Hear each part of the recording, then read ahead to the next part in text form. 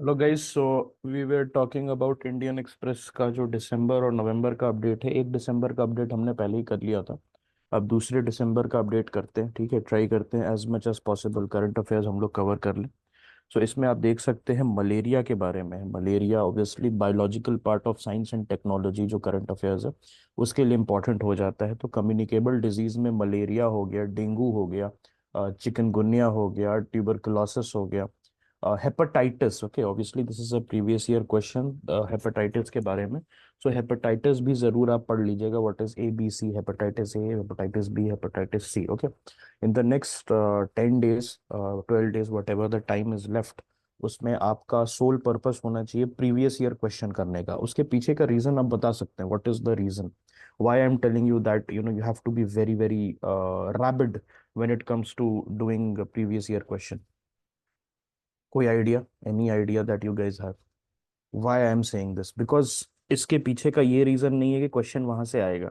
इसके पीछे का ये रीजन है कि क्वेश्चन आता है और सबसे ज्यादा दुख वहीं से होगा आपको कि अरे यार, ये 2018 में पूछा था, अगर मैं कर लेता तो मेरा आ जाता। बिकॉज अगर कहीं बाहर से आएगा क्वेश्चन, किसी दूसरे सोर्स से आएगा, तो उतना दुख नहीं होगा जितना दुख आपको प्रीवियस ईयर क्वेश्चन रिपीट हुआ और आप ना कर पाए। ठीक है, सो दुख को कम करने के लिए, आपके दुख को मैनेज करने के लिए, इट इज इम्पोर्टेंट दैट 2013 तक के जितने भी थीम्स हैं, specially with regards to your science and technology, environment, okay, ये सारी चीजें जो हैं। और अगर समय मिले आपको तो आई हाईली रिकमेंड कि आप थोड़ा पीछे भी जा सकते हैं, 96 तक आप जा सकते हैं। ठीक है, सो ये बहुत इंपॉर्टेंट है। सिर्फ क्वेश्चन सॉल्व करना नहीं, आपको क्या करना है, आपको थीम्स निकाल के उसको गूगल कर लेना है। ठीक है, it will not take much of your time. Okay, एक दिन के अंदर आपका पूरा साइंस एंड टेक ऐसे हो जाएगा। अब यहाँ पर देखिए, मलेरिया के बारे में बात करते हैं। सो वर्ल्ड मलेरिया रिपोर्ट जो है, it was released by the World Health Organization. कौन किसने रिलीज किया है? WHO ने रिलीज किया है, इंपॉर्टेंट है। इंडिया जो है 66% of the case load in south east Asia. और साउथ ईस्ट एशिया में, ऐसे टेक्निकली इंडिया साउथ एशिया है, लेकिन WHO की रिपोर्ट में क्या बोला गया है कि इंडिया जो है 66% ऑफ द केस लोड यहाँ पर रखता है। नाउ द थिंग इज कि किस टाइप के सिचुएशन में मलेरिया फैलेगा। अगर मैं मलेरिया की बात कर रहा हूँ तो ट्रॉपिकल कंडीशन में फैलेगा, है ना। लेकिन India is not exactly tropical. India में हर किस तरीके का आपको मिलेगा। इंडिया जो है, obviously half of India is above the Tropic of Cancer, तो फिर भी इंडिया में ज्यादा क्यों फैल रहा है एंड नीचे में क्यों कम फैल रहा है? एक तो है पॉपुलेशन डेंसिटी, दूसरी है गरीबी। और जैसे सिंगापुर है, सिंगापुर में आपको हेल्थ सिस्टम बहुत अच्छा मिलेगा। Singapore is located on the equator, okay, तो वहां पर आपको हेल्थ सिस्टम जो है, that will be much much better compare to India. तो एक बड़ा ड्रॉबैक इंडिया के लिए क्या है? पॉपुलेशन डेंसिटी और poverty. Okay, poor sanitary habits are also there, obviously that comes with poverty. ठीक है, ऐसा नहीं है कि किसी को मजा आता है पुअर सैनिटरी कंडीशन में, but that is a function of poverty. As peoples per capita income rises, their hygiene maintenance also gets better. ठीक है, अब इसमें एक और चीज देखिएगा, प्लाज्मोडियम वाइवैक्स। ओके, सो आपको क्या मिलेगा? प्लाज्मोडियम मिलेगा। ओके, प्लाज्मोडियम क्या है? It is a protozoal parasite. Okay, तो दो टाइप के प्लाज्मोडियम्स होते हैं, एक होता है प्लाज्मोडियम वाइवैक्स और एक होता है प्लाज्मोडियम फाल्सीपेरम। और प्लाज्मोडियम वाइवैक्स जो होता है वो 46%, that is majority of the cases जो है, कंट्रीब्यूट करता है। So there are total 5 plasmodium parasite. Total कितने पैरासाइट होते हैं? टोटल 5 प्लाज्मोडियम पैरासाइट होते हैं। ओके, जो कि मलेरिया को कॉज करते हैं। उसमें से फाल्सीपेरम और वाइवैक्स, ये दोनों जो हैं बहुत ज्यादा इंपॉर्टेंट है। ऑलराइट, और ये याद रखिएगा, vivax is the most important at 46%। ठीक है, बेसिक सा क्वेश्चन आ सकता है, उसको आपको एड्रेस करने के लिए ये सारी चीजें इंपॉर्टेंट होती है। ठीक है, alright. So what is a Plasmodium? ठीक है, तो प्लाज्मोडियम जो है होता क्या यहाँ पर है? प्लाज्मोडियम जो है विच इज अ प्रोटोजोआ, ठीक है, आपका प्रोटोजोअन पैरासाइट है। तो जो आपका कैरियर होता है, ओके, इसमें क्या होता है? उसमें इसमें देर इज अ कैरियर जिसका नाम है फीमेल एनोफिलिस मॉस्किटो। और फीमेल एनोफिलिस मॉस्किटो के पेट में, ओके, जो है आपका प्लाज्मोडियम वाइवैक्स या प्लाज्मोडियम फाल्सीपेरम या कोई भी जो प्रोटोजोअल पैरासाइट है वो होता है। ठीक है, अब यहाँ पर क्या होगा, यहाँ पर क्या होगा, दैट ये जब आएगी फीमेल एनोफिलिस, तो देखिए मेल एनोफिलिस नहीं काटता, बस फीमेल एनोफिलिस करता है। तो जब ये फीमेल एनोफिलिस आएगी तो what will happen, it will inject you और आपके अंदर ये प्रोटोजोआ जो है ये डाल देगी।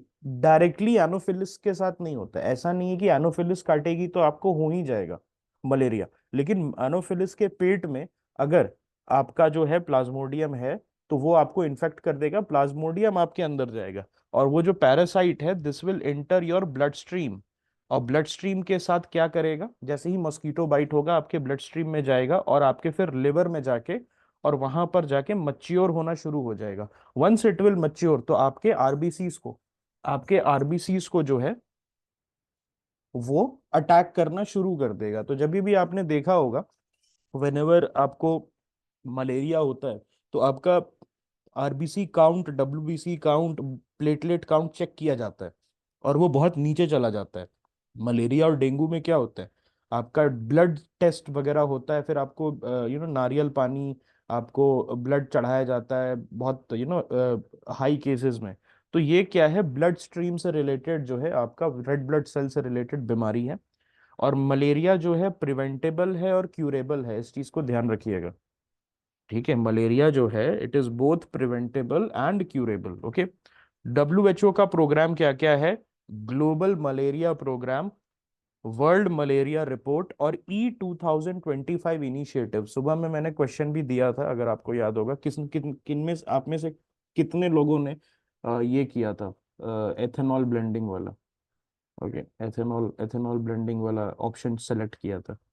ओके, आपने सेलेक्ट किया था, सो आई पर्पसफुली डिड दैट बिकॉज इसके पहले भी हमने, याद है, सिमिलर साउंडिंग नेम है, एथेनॉल ब्लेंडिंग वाले टारगेट का सिमिलर साउंडिंग नेम है ना। तो यस, तो E2025 याद रखिएगा किससे रिलेटेड है, मलेरिया से रिलेटेड है। अब यहाँ बात करते हैं RTS S/AS01, जिसको मॉस्क्यूरिक्स भी कहते हैं। ओके, ये जो RTS S/AS01 है, इट्स एन इंजेक्टेबल वैक्सीन। तो ये आज आज का वैक्सीन नहीं है, this is a vaccine from 1986। ये ग्लैक्सोस्मिथ क्लाइन जो है आपका, जो कंपनी बूस्ट वगैरह बनाती है, बूस्ट आपने पिया होगा बचपन में, तो जो बूस्ट बनाती है ग्लैक्सोस्मिथ क्लाइन, वो okay that has made this Mosquirix vaccine. और ये जो है हेपेटाइटिस बी में भी हेल्प करता है जब इन्फेक्शन ऑफ लिवर हो जाता है। हमने ऊपर क्या पढ़ा था, ये जो मलेरिया है ये लिवर में जाके मच्योर हो रहा है। कहाँ पर मच्योर हो रहा है, ये लिवर में जाके मच्योर हो रहा है। ठीक है, तो ये जो है आपका हेल्प करता है, जो आपका मॉस्क्यूरिक्स वायरस, ये मॉस्क्यूरिक्स वैक्सीन है, RTS, S/AS01। ठीक है, अब हम बात करते हैं प्राइमोर्डियल जर्म सेल के बारे में। तो प्राइमोर्डियल जर्म सेल जो है ये किससे रिलेटेड है, this there was a news okay related to cross breeding and there was a news related to breeding of a certain plant. तो वहां पर प्राइमोर्डियल जर्म सेल के बारे में बताया गया था, तो इसके बारे में जस्ट आपको थोड़ा सा नॉलेज दे देते हैं। It is the precursor to eggs and sperm cells. तो जब भी कोई एनिमल होता है, कोई आपका फौना होता है, बोथ फ्लोरा एंड फौना, तो अगर वहां पर एसेक्सुअल रिप्रोडक्शन नहीं है, सेक्सुअल रिप्रोडक्शन है, so you will require a egg and a sperm.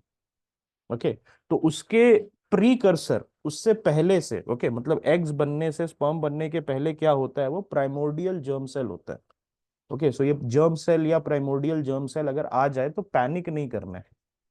Primordial germ cell अगर आ जाए, ऐसा लिख दिया जाए, तो आपको पैनिक नहीं करना है।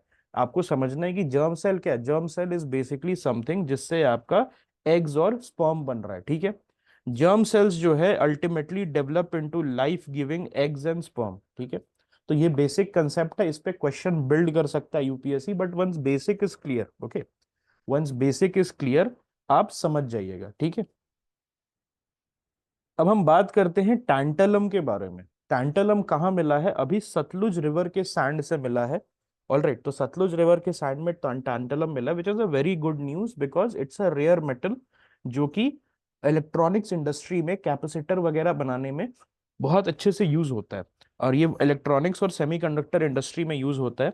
It is grey in colour okay, ये क्या है, ग्रे है कलर में, it is a rare metal and it is very hard and one of the most corrosion resistant metals out there. तो ये याद रखिएगा, क्या है, ग्रे है कलर में, रेयर मेटल है, हार्ड है, और कोरोजन रेजिस्टेंट है। क्या है, it is corrosion resistant. All right. When interacting with air it forms an oxide layer. अपने जो है टैंटलम जैसे ही एयर के साथ रिएक्ट करेगा तो अपने ऊपर एक ऑक्साइड की लेयर बना लेगा, और ये जो ऑक्साइड की लेयर है it will be very difficult, it will be very difficult to remove. ठीक है, इस चीज को ध्यान रखिएगा। तो ये इसके वजह से ही ये जो ऑक्साइड की लेयर बनती है, इसके वजह से ही ये केमिकली और फिजिकली कोरोजन से बच सकता है। ठीक है। प्योर टैंटलम जो है वो डक्टाइल है। तो मैलिएबिलिटी और डक्टिलिटी हमने डिस्कस किया था। What does ductility means?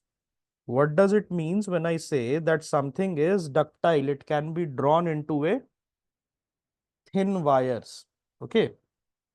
All right. And it is completely immune to chemical attacks below 150 degree Celsius.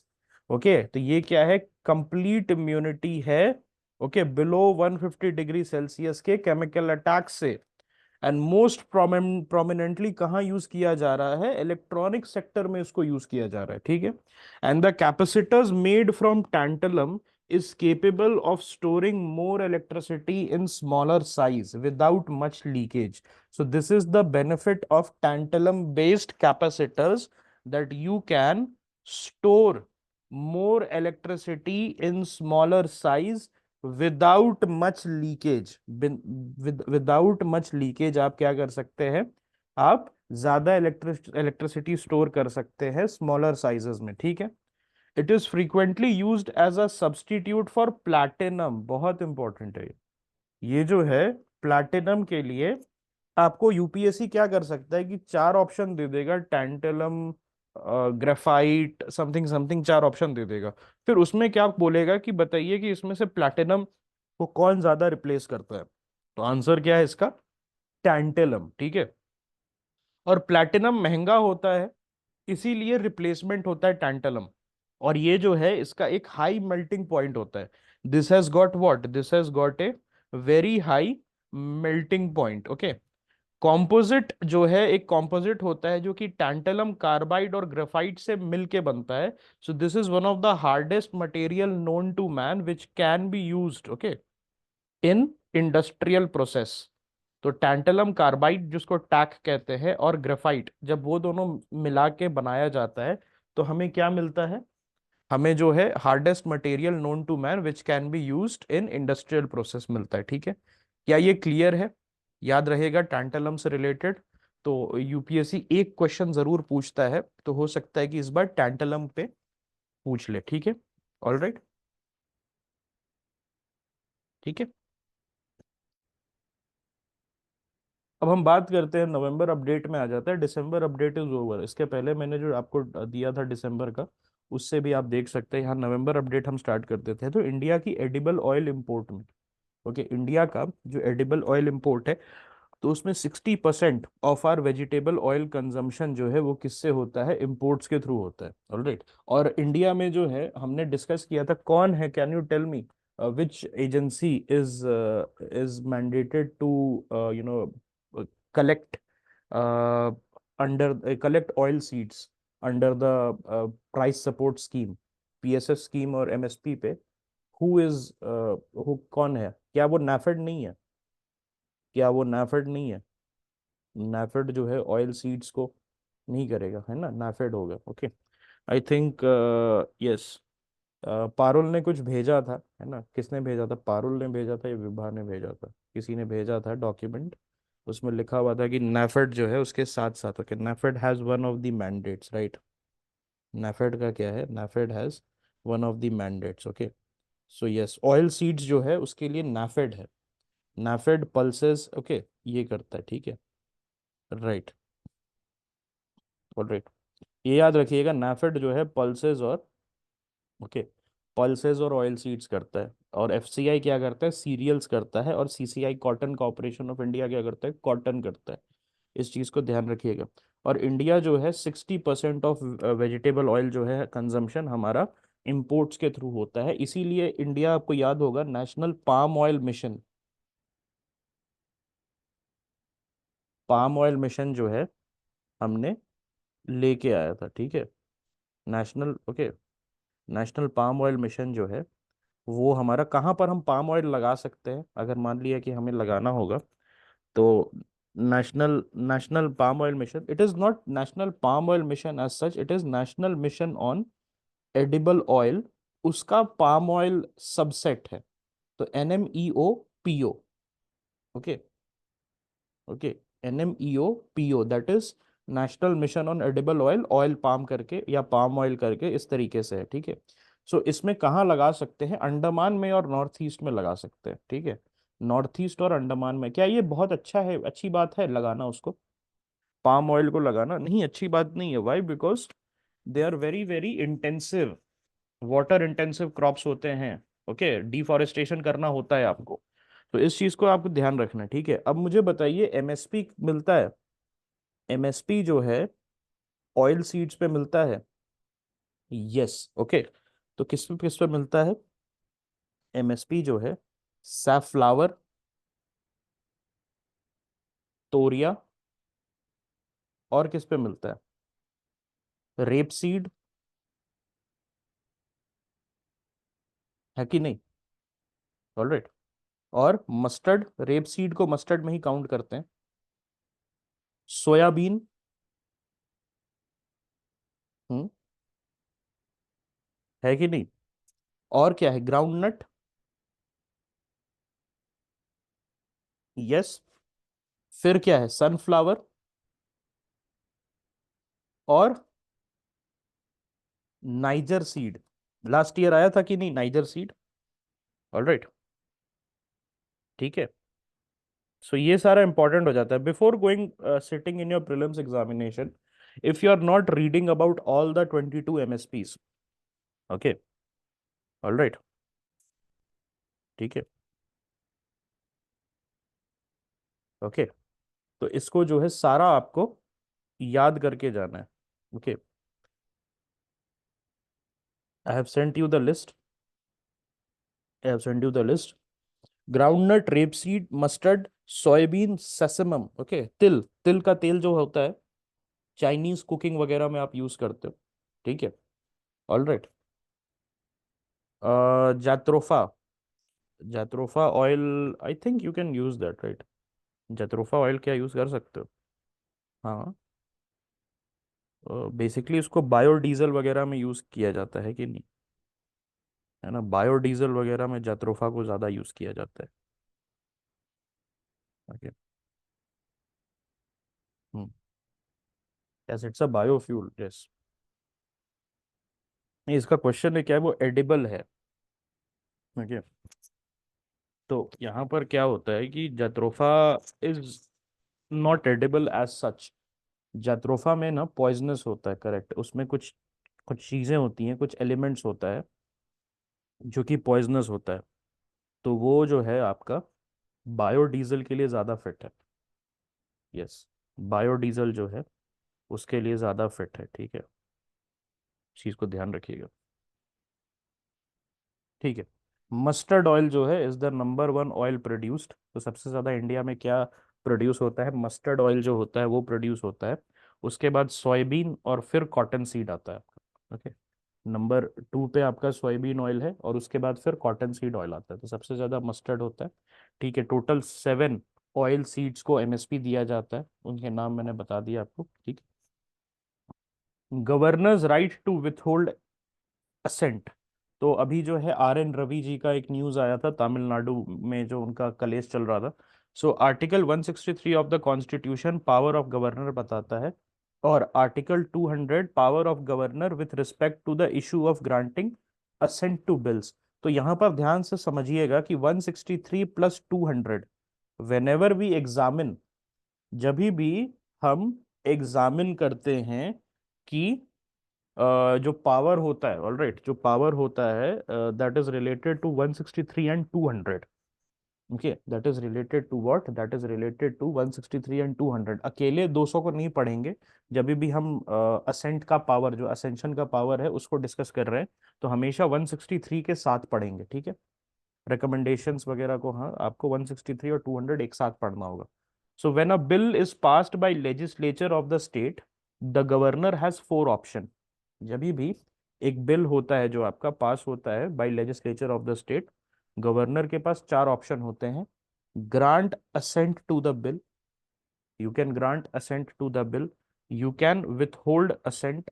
Okay, आप असेंट को ग्रांट कर सकते हैं, आप विथहोल्ड कर सकते हैं। You can return the bill for reconsideration, आप जो है बिल को रिकॉन्सिडरेशन के लिए वापस भेज सकते हैं।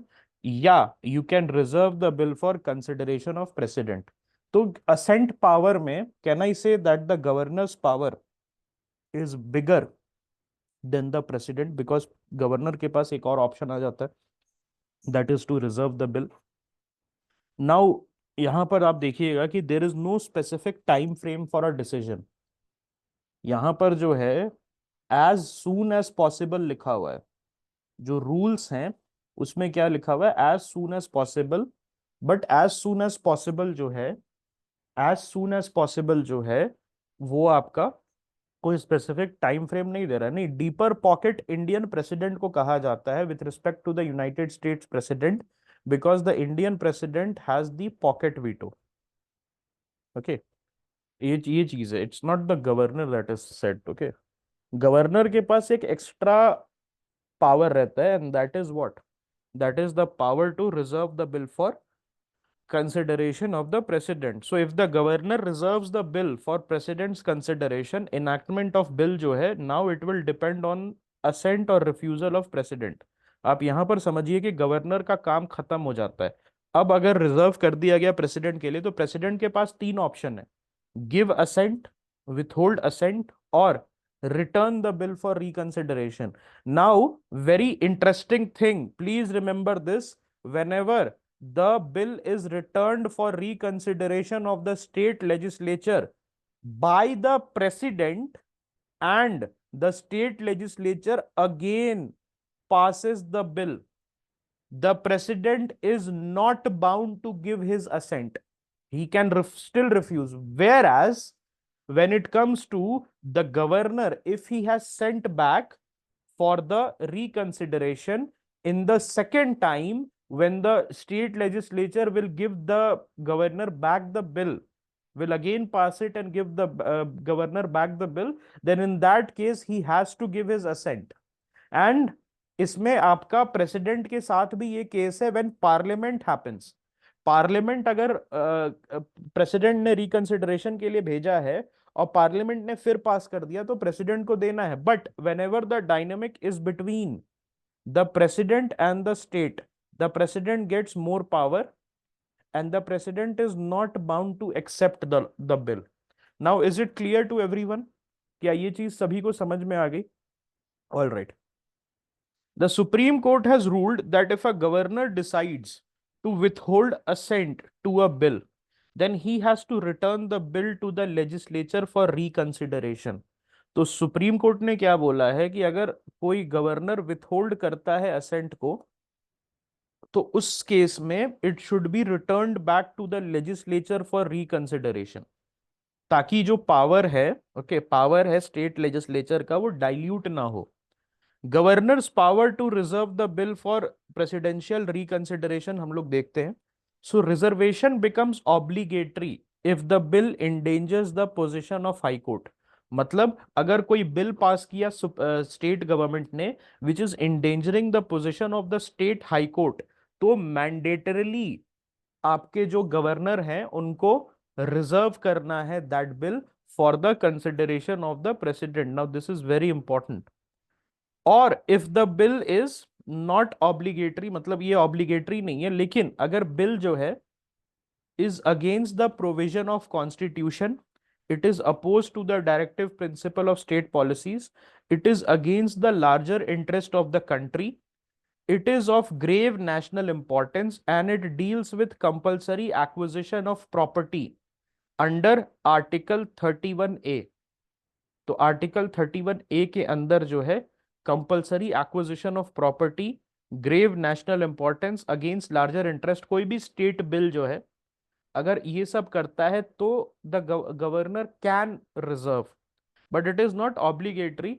ऑब्लिगेटरी क्या है, आपको करना ही करना कब है, when ever the position of high court, the state high court is endangered. ठीक है, क्या चीज आपको समझ में आ गई। अब हम बात करते हैं पहाड़ी मिनिएचर पेंटिंग के बारे में। पहाड़ी मिनिएचर पेंटिंग जो है दो पार्ट में डिवाइडेड है, कांगड़ा स्कूल और Basohli school. Okay, Kangra school और बशोली स्कूल जो है इनमें डिवाइडेड है। क्या सभी ने सही किया था इस क्वेश्चन को, सुबह में मैंने आई थिंक पूछा था आपसे। Now here is the thing why this happened, because of the Aurangzeb जो था वो ज्यादा पेंटिंग वेंटिंग में बिलीव नहीं करता था। तो पैट्रोनेज जो मिला शाहजहां तक, जहांगीर तक, ओके, अकबर तक, वो पैट्रोनेज जो है औरंगजेब के समय नहीं मिला था। औरंगजेब के समय वो पैट्रोनेज नहीं मिला था। और उसके बाद अब्दाली जो आया, नादिर शाह जो आया,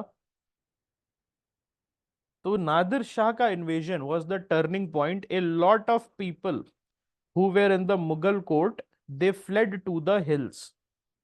कौन से हिल्स में, तो आपके कांगड़ा वैली जो है आपका हिमाचल के हिल्स में, और उत्तराखंड के हिल्स में चले गए। वहां के जो राजास थे, लोकल रूलर्स थे, उन्होंने इनको पैट्रोनेज दिया।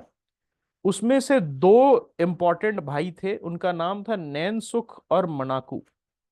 These two were very important. Okay, Nainsukh, उनकी फैमिली आज भी पहाड़ी पेंटिंग के ट्रेडिशन को कंटिन्यू कर रही है।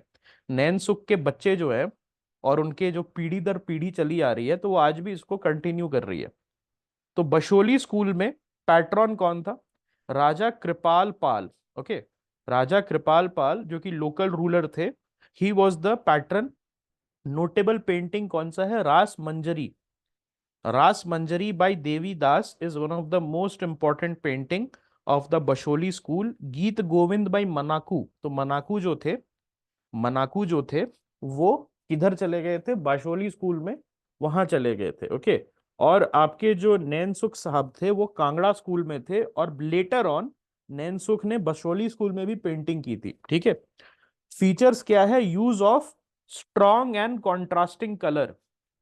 पहाड़ी स्कूल में क्या होता है, स्ट्रॉन्ग और कॉन्ट्रास्टिंग कलर यूज करके मोनोक्रोम बैकग्राउंड, मतलब अगर आप इनकी पेंटिंग देखिएगा तो बैकग्राउंड एक ही कलर का है। पूरा बैकग्राउंड या तो येलो होगा, पूरा बैकग्राउंड या तो ग्रीन होगा, पूरा बैकग्राउंड या तो ऑरेंज होगा। एक ही कलर से पूरा बैकग्राउंड होगा। ऑल राइट, इनका जो, ओके, इनका जो वो है, I just share with you.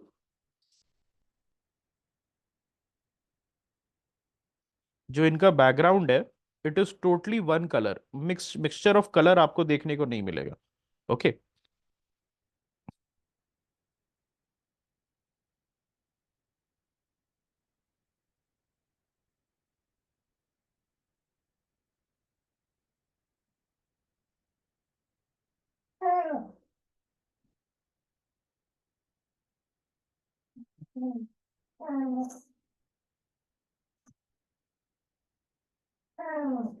Okay, ये देख सकते हैं। ऑल राइट, तो स्ट्रॉन्ग कलर्स यूज किया जाता है इस पे। ठीक है, इस चीज को समझिएगा।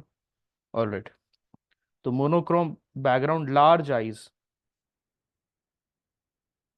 ये देखिए आपको आईज इनकी लार्ज है। ठीक है, यहाँ पर लार्ज आईज आपको देखने को मिल रही है। राइट, तो ये है, इसमें मनाकू जो है उनका गीत गोविंद का पेंटिंग है। ठीक है, देन कांगड़ा स्कूल में, कांगड़ा स्कूल में नैन सुख फैमिली जो है आज भी कांगड़ा स्कूल को आगे बढ़ाए हुए। डेलिकेट ड्राइंग और नेचुरलिस्टिक क्वालिटी होता है वहां पर। Patronage from Maharaja Ranjit Singh has been given. तो महाराजा रंजीत सिंह जो है, उनके भी पैट्रोनेज जो है आपको यहाँ पर देखने को मिल रही है। ठीक है, ऑलराइट। और थीम्स में क्या है, गीत गोविंद, रागमाला और नाला दमयंती, इस टाइप के जो हैं आपको स्टोरीज पे पेंटिंग देखने को मिल रही है। ठीक है, तो बहुत लेट आया है ये। अगर मिनिएचर पेंटिंग से मुझे किसी मुगल बादशाह को जोड़ना पड़े, मिनिएचर पेंटिंग से किसी मुगल बादशाह से जोड़ना पड़े, तो मैं किसको जोड़ूंगा? जहांगीर को जोड़ूंगा। ओके, किसको जोड़ूंगा? जहांगीर को जोड़ूंगा। अब हम बात करते हैं पॉक्सो लॉ के बारे में। सो यहाँ पर POCSO law is a law जहां पर जो अक्यूज्ड है, जो अक्यूज्ड है उस पे बर्डन होता है। एक होता है ना, नॉर्मल लॉ में क्या होता है, अक्यूज पे नहीं, प्रोसिक्यूशन पे बर्डन होता है, प्रूव करे कि अक्यूज गिल्टी है। यहां पर क्या होता है कि अक्यूज पे बर्डन होता है, that you have to prove. Okay, आपको जो है प्रूव करना है कि आप गिल्टी नहीं है। There is no condition imposed on the prosecution under the evidence act. Okay, mandatory reporting का प्रोविजन है। तो रायपुर में एक होटल मालिक को अभी जेल हुई है because he has violated the mandatory reporting. Okay, mandatory reporting में क्या होता है कि अगर आप देखें, आपको पता है, आपको कोई अप्रीहेंशन है कि किसी माइनर के साथ रेप हुआ है या किसी माइनर के साथ कोई गलत काम हुआ है, तो आपको तुरंत जुवेनाइल सेल में ऑफ द पुलिस आपको बताना होगा। तो ये जो था रायपुर का एक होटल ओनर था, तो he use to lend hotels, okay, for prostitution. तो यहाँ पर क्या हुआ था कि एक 14 14 या 15 साल की बच्ची थी, उसके साथ वहां पर रेप हुआ था अगेंस्ट हर विशेस। ऑलराइट, तो ये जो है उसको अंदर डाला गया है मैंडेटरी रिपोर्टिंग में। और मैंडेटरी रिपोर्टिंग उसने नहीं बताया कि उसके प्रेमाइसिस में इस टाइप का गलत काम हुआ था, इसीलिए जो है पॉक्सको के अंदर इसको डाला गया है। तो क्या पॉस्को बेलेबल है या नॉन बेलेबल है? इस पॉक्सो लॉ बेलेबल और non bailable? It is both. Now here is the thing, it is both bailable and non bailable depending on the sections, because sections 22 के अंदर और आई थिंक सेक्शन 21 के अंदर आपको bell हो जाती है। ठीक है, लेकिन बहुत सारे अदर प्रोविजंस आर देयर, बहुत सारे अदर प्रोविजंस आर देयर जहां पर आपको बेल नहीं मिलती है। ठीक है, failing to report attract 6 months to 1 year jail time. Okay, failing to report क्या करेगा? अट्रैक्ट करेगा 6 months to 1 year jail time. Making false complaint also attracts punishment. False complaints अगर आप करेंगे तो आप पे पनिशमेंट होगा। ये जो है माइनर्स पे नहीं होता है, सिर्फ मेजर्स पे होता है। मतलब अगर चिल्ड्रन फॉल्स कंप्लेंट, बच्चे जो है फॉल्स कंप्लेंट करेंगे, फॉल्स फ्रिवलेस कंप्लेंट करेंगे, तो उन पे नहीं होगा, मेजर्स पे होगा। दैट इज 18 साल से ऊपर अगर आप है तब जाके आप पे केस होगा। ठीक है, और failure to report also includes children. बच्चों को भी बताना है, लेकिन बच्चों पे केस नहीं होगा। अगर बच्चे नहीं बताते हैं तो उस पे केस नहीं होगा। ठीक है, POCSO act defines a child as any person who is below the age of 18 years. 18 साल से कम के जो भी लोग हैं उनको बोला जाता है। जेंडर न्यूट्रल है, लड़के लड़की दोनों इसमें कवर्ड है। और punishment is as per gravity of the offence. Okay, all right, including death penalty. All right, including death penalty. Gender neutral होता है ये। ओके, और it explicitly defines sexual assault. Please remember, sexual assault को explicitly define करता है। ये question GS 1 में आ सकता है। I have seen in vision test. Okay, vision test में GS 1 पेपर में, मेंस में, चिल्ड्रंस राइट के अंदर ये क्वेश्चन आ सकता है। उसमें क्या क्या रिफॉर्म्स की जरूरत है, वो सारी चीजें आपको मेंस में पढ़ना है। ठीक है, ऑलराइट। अब हम बात करते हैं sickle cell anaemia, sickle cell disease और थैलेसीमिया के बारे में। So both sickle cell and thalassaemia, they are caused by errors. They are caused by what? Errors in the gene for haemoglobin, which is a protein in the red blood cell, and it carries oxygen to organs and tissues। ठीक है, तो ये RBC में जो आपका gene होता है, okay, gene for haemoglobin, उसमें जो है आपका जीन फॉर हीमोग्लोबिन जो है उसमें अगर एरर हो जाता है, तो बोथ सिकल सेल डिजीज और थैलेसीमिया। इंडिया में सिकल सेल डिजीज किसको होता है सबसे ज्यादा? Tribals, the answer is tribals. Okay, तो अभी इसीलिए ना सिकल सेल डिजीज के लिए, सिकल सेल डिजीज के लिए they want to gene sequence all the tribal population in India. पूरी ट्राइबल पॉपुलेशन को उसकी जीन को सीक्वेंस करना चाह रहा है। ठीक है। और हीमोग्लोबिन जो है, ऑलराइट, हीमोग्लोबिन, हीम मतलब क्या होता है? हीम मतलब, what does haem means? Haem का मतलब क्या होता है? आयरन। ओके, आयरन से रिलेटेड होता है। तो अगर आप हीमोग्लोबिन का स्ट्रक्चर देखिएगा तो बीच में आयरन है। ओके, और उसके बाद आपका, ठीक है, इस टाइप का स्ट्रक्चर बनता है। सिकल सेल डिजीज जो है ये जेनेटिक एरर है। In sickle cell disease leads to red blood cell assuming a crescent shape. Crescent shape मतलब इस टाइप का हो जाता है आपका, ऑलराइट, चांद की तरह हो जाता है। ठीक है, ऑलराइट। हाँ, जेनेटिक मतलब हेरिडिटरी। अब यहां समझिए, हाँ, व्हाट इज द परसेंटेज? दो healthy parents who are carriers, two healthy parents, उसमें एक एस जीन है, एक ए जीन है। S is your sickle cell disease gene and A is your normal gene, और दूसरे पेरेंट में भी एस और ए है। तो दोनों पेरेंट्स हेल्दी हैं, तो what is the chance that the kid will have? 1/4। अरे वाह, एक्सेलेंट। 25% चांस है, तो इसमें चार बच्चों में से एक को होगा सिकल सेल डिजीज। चार बच्चों में से किसको होगा? एक को होगा sickle cell disease. Okay. Thalassaemia जो है, it leads to low levels of haemoglobin. Okay, हाँ, आई शेयर योर, इसके बाद हम लोग शेयर करते हैं, ठीक है। Thalassaemia, can you just forward that? एक बार फॉरवर्ड कर दो ताकि खोलने में आसानी रहेगा। ग्रुप पे फॉरवर्ड कर दो या मुझे फॉरवर्ड कर दो। थैलेसीमिया जो है, ऑलराइट, थैलेसीमिया जो है, it leads to low levels of haemoglobin, leading to fatigue. Leading to what? Fatigue, shortness of breath and irregular heart beat.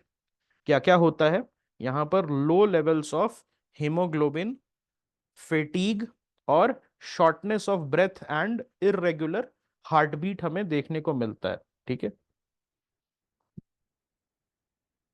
हम बात करते हैं इंटरनेशनल स्पेस स्टेशन के बारे में। So first segment of ISS, ये जारिया कंट्रोल मॉड्यूल 1998 में रशिया ने, तो जारिया कंट्रोल मॉड्यूल जब भेजा तो आईएसएस का एस्टैब्लिशमेंट स्टार्ट हो गया। और थोड़े दिन के बाद, एक महीने के बाद, यूनाइटेड स्टेट्स का यूनिटी नोड 1 मॉड्यूल जो है वो जाके जारिया कंट्रोल मॉड्यूल से जुड़ गया। और इन दोनों, ये दोनों जब जुड़ गए तो हमारा आईएसएस जो है वो स्टार्ट हो गया। तो जारिया कंट्रोल मॉड्यूल रशियन था, यूनाइटेड स्टेट्स वाला यूनिटी था। तभी न्यूज में क्यों है? Because after the Ukraine war, European union, United states, उन दोनों ने विड्रॉ कर लिया आईएसएस से, और आईएसएस को अबैंडन कर दिया। और रशियंस आर ऑल्सो सेइंग कि हम भी अबैंडन कर देंगे, यस, इट विल बी डिकमीशन्ड, और उसके जगह जो है हर कंट्री अपना चाह रही है। ओके, हर कंट्री जो है वो अपना चाह रही है कि मेरा खुद का बन जाए। इंडिया के पास भी अपना प्लान्स है। ओके, इंडिया के पास भी जो है अपना प्लान्स है। ठीक है, तो यस, पॉइंट नीमो कहां पर है? Where is point Nemo located? Pacific Ocean, good. Okay, हम बात करते हैं रैंसम वेयर के बारे में। What is a ransomware? Ransom का मतलब क्या होता है? फिरौती। होता है ना, किसी को किडनैप करते हो तो आप रैंसम मांगते हो। So it's a malicious software that either blocks access to or threatens to publish sensitive data until the victim pays a ransom fee। जब तक विक्टिम जो है एक रैंसम फी पे नहीं कर देता अटैकर को, तब तक वो सेंसिटिव डेटा को ब्लॉक कर देता है या उसको थ्रेटन करता है पब्लिश करने के लिए। LockBit 3.0, it's a popular ransomware. ये जो है, एक सुबह क्वेश्चन दिया था, सभी का सही हुआ था। सो लॉकबिट 3.0 क्या है? It's a popular ransomware. All right, इसको याद रखिएगा। क्यूबिट करके आता है, याद है? क्यूबिट, क्वांटम, क्वांटम कंप्यूटर्स में आता है। और ये लॉकबिट है। Yes, it is very good, it is sold on the dark web. LockBit company है, और लॉकबिट 3 जो है लॉकबिट कंपनी है, और लॉकबिट जो है वो आपका कहां पर सोल्ड होता है, डार्क वेब पे सोल्ड होता है, ठीक है। हम बात करते हैं क्लाउड सीडिंग के बारे में। The clouds are generally injected with silver iodide, potassium iodide और सोडियम क्लोराइड। तो इससे क्या होता है, सीड कहते हैं इसको। और ये जो सॉल्ट्स हैं, AgI, KI और NaCl, ओके, ये सारे जो सॉल्ट्स है they are expected to provide additional nuclei around which more cloud droplets can form. यहां पर आपको हैवी क्लाउड कवर, ओके, की आवश्यकता होती है। जहां पर बारिश कराना है वहां पर एटलीस्ट 50% क्लाउड कवर इंपॉर्टेंट है। क्या इसका सक्सेस रेट हाई है या लो है? इसका सक्सेस रेट कैसा है, हाई है या लो है? The answer is low. Its success rate is very very low. Okay, ये जो आपका क्लाउड सीडिंग है इट्स वेरी लो। और बिकॉज यहां पर क्या होता है, किस सिचुएशन में, कौन से सीजन में सबसे अच्छा काम करेगा ये? क्या ड्रॉट वाले सीजन में सबसे अच्छा काम करेगा? नहीं, मॉनसून सीजन में, जब पहले से ही आपको क्लाउड्स है, तब उसको एक्स्ट्रा बढ़ाने में हेल्प कर सकता है। पहले से जो क्लाउड्स है उसको एक्स्ट्रा बढ़ाने में हेल्प कर सकता है। बाकी जो है, in clear sky conditions it is very difficult. Okay, किस यूज करके, एयरक्राफ्ट को यूज करके या ग्राउंड्स पे जनरेटर्स को यूज करके आप जो है सॉल्ट्स क्लाउड्स में डाल सकते हैं। कम्युनिटी फॉरेस्ट राइट्स के बारे में बात करते हैं। So it is recognised under section 3 of the forest rights act.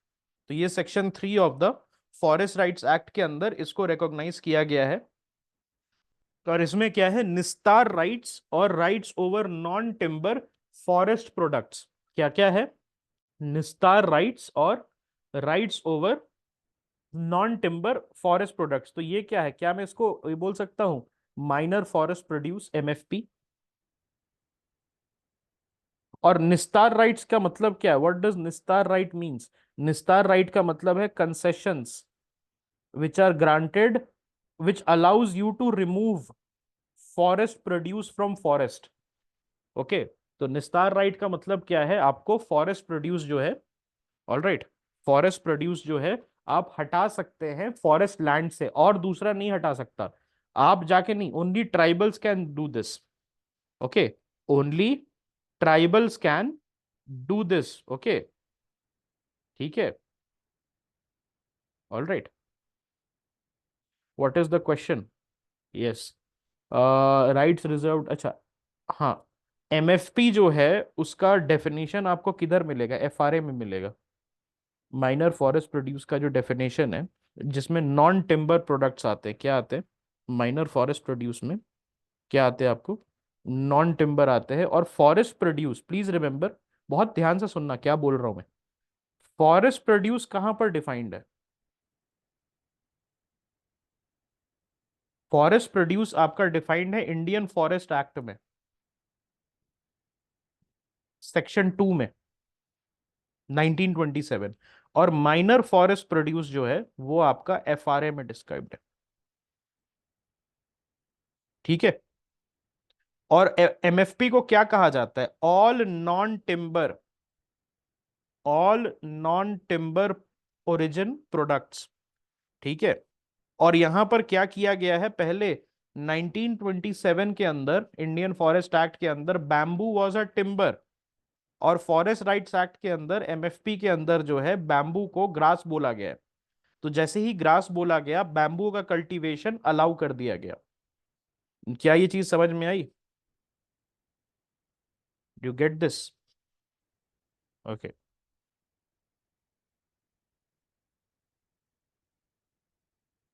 Okay. These rights give the authority to Gram Sabha to adopt local traditional practices of forest conservation and management। ये क्या करता है, ये राइट्स जो है ये authority देता है किसको, ग्राम सभा को देता है, कि आप अडॉप्ट कर सकते हैं local traditional practices of forest conservation and management. अब मैं बात करता हूं एडवोकेट ऑन रिकॉर्ड के बारे में। तो एडवोकेट ऑन रिकॉर्ड जो है ये he is the only person who has the power to file cases before the Supreme Court. और सीनियर एडवोकेट जो है, which is a distinction provided to a person you know who is a distinguish जज, sorry distinguish barrister. तो उसमें क्या होता है, जो डिस्टिंग्विश एडवोकेट को हम सीनियर एडवोकेट कहते हैं, तो वो डायरेक्टली सॉलिसिट नहीं कर सकता है। उसके पास केसेस कौन ला सकता है? Advocate on record. ओके, और एडवोकेट ऑन रिकॉर्ड को यूज करके ही वो आगे जा सकता है। So only an advocate on record can file cases before the Supreme court. An advocate on record can engage other lawyers, including senior counsels, to argue before the court. तो basically advocate on record जो है वो cases लेके जाएगा senior council, seniors advocate के पास, और senior advocate उसके through अंदर जाएंगे। ओके, तो ये बेसिकली एडवोकेट ऑन रिकॉर्ड कौन होता है? These are elite lawyers in Delhi which have the power to file cases before the Supreme Court, or they can also engage other lawyers, okay, including senior counsels, to argue before the court. Advocate on record can appear, okay, advocate on record can appear before other courts too, doesn't mean कि ये सिर्फ supreme court तक सीमित है, बाकी courts में भी जा सकते हैं। और सुप्रीम कोर्ट रूल्स 2013 जो है prescribes the eligibility criteria for an advocate on record. Okay, so who is more senior? Can you think a senior advocate or an advocate on record? Okay, senior advocate is more powerful. No, senior advocate is more powerful. Okay, the senior advocate is more powerful. Okay, it's a very powerful position. और supreme court का examination जो है उसको पास करना होता है। Supreme court का examination जो है उसको पास करना होता है, ठीक है। ऑल राइट, और किसमें ये रहता है? ये सारी चीजें, सीनियर एडवोकेट हो गया, एडवोकेट ऑन रिकॉर्ड, कहां से आता है? Advocate on record, advocate on record कहां से आता है? Advocates act 1961। Okay, all right, यहां पर सुनिएगा ध्यान से। Supreme court, yes, supreme court में senior advocate can not function without an advocate on record, but it doesn't mean that he is more senior. Okay, all right, so on behalf of party an advocate on record can file a petition. और उसको क्या करना होता है? उसको जो है eligibility criteria discuss करते हैं। So advocate must train with a court approved advocate on record. मतलब अगर आपको एडवोकेट ऑन रिकॉर्ड खुद बनना है तो एक दूसरे एडवोकेट ऑन रिकॉर्ड के साथ 1 साल तक आपको ट्रेन करना होगा। And she must also have at least 4 years of practice before starting the training itself.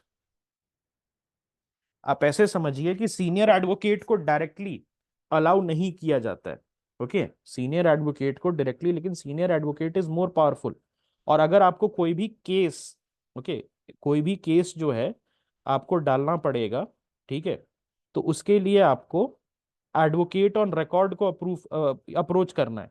And advocate on record जो है फिर, ओके, एडवोकेट ऑन रिकॉर्ड जो है वो क्या करेगा? वो फिर जो है जाके आपका केस फाइल करेगा, ताकि कोई भी एरा गैरा ना आ जाए सुप्रीम कोर्ट में। It is the final appeal appellate court, yes or no? It is the final appellate court, और फाइनल अपेलेट कोर्ट है। They do not employ, they merely collaborate, आप ऐसे कह सकते हो। They collaborate. Okay, senior advocates जो है वो क्या करते हैं? ओके, ऑलराइट, ठीक है, ऑलराइट, ठीक है, okay.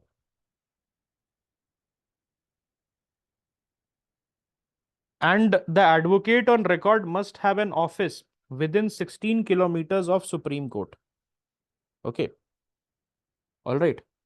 16 kilometre of Supreme court में उनका ऑफिस होना चाहिए। And the person advocate on record must employ a registered clerk. Within 1 month of being registered as an advocate on record. 1 महीने के अंदर आपको एक रजिस्टर्ड क्लर्क को एम्प्लॉय करना पड़ेगा, 16 किलोमीटर के अंदर आपका ऑफिस होना चाहिए। यस। और आपको जो है 4 साल की प्रैक्टिस होनी चाहिए। ओके। और 1 साल आपका ट्रेनिंग होना चाहिए, मतलब 4 साल की practice plus 1 year training under an advocate on record. Under article 145 of the constitution the Supreme Court जो है, it is empowered to make rules and regulate its own procedure. तो उसी के अंदर इसने पिरामिडल स्ट्रक्चर बनाया है। उसके ऊपर में कौन बैठता है? सीनियर एडवोकेट, उसके नीचे advocate on record. And senior advocates cannot solicit clients and can only be briefed by lawyers like advocate on record. So senior advocate is not entitled to appear without an advocate on record in the Supreme Court. Okay. Supreme court में या तो आप एक किसी advocate on record के साथ आइए या किसी जूनियर के साथ आइए। ओके। ऑलराइट। सुप्रीम कोर्ट में आपको क्या करना है? एडवोकेट ऑन रिकॉर्ड होना चाहिए अगर आप एक सीनियर एडवोकेट हैं। और अगर किसी हाई कोर्ट या ट्राइब्यूनल में आप जा रहे हैं तो वहां पर एक जूनियर के साथ आपको अपीयर होना है। थोड़ा सेंस कम बनाता है, लेकिन this is something which has been going since the 1800s। उसी को आगे बढ़ाया जा रहा है। सीनियर एडवोकेट का गाउन भी डिफरेंट होता है। सीनियर एडवोकेट जो है उसका गाउन जो होता है that is also different from the rest. वो अलग तरीके का गाउन पहनते हैं। ठीक है। मैंने क्वेश्चन दिया था आप लोगों को, क्या वो आपसे बना था? I have sent you. So age limit है, सीनियर एडवोकेट बनना है तो कितना एज लिमिट है? 45 years। Unless unless 45 years age limit है, अनलेस आपको वो रिलैक्सेशन कमिटी से नहीं मिल रही है तब जाके आप आगे बढ़ सकते हो। और आप जो है एडवोकेट ऑन रिकॉर्ड के साथ, एओआर के साथ आपको अपीयर करना होगा। आप डायरेक्टली सॉलिसिट नहीं कर सकते हो क्लाइंट्स को। ओके। ऑलराइट। डायरेक्टली सॉलिसिट नहीं कर सकते हो और आप डायरेक्टली एक्सेप्ट नहीं कर सकते हो क्लाइंट को। एडवोकेट ऑन रिकॉर्ड के साथ ही आपको आना पड़ेगा। और सीनियर एडवोकेट का डेजिग्नेशन मेंशन है एडवोकेट्स एक्ट 1961 के अंदर। ओके। ठीक है। तो क्या ये चीज क्लियर है सभी को? Advocates on record, advocates on record. Okay. Alright.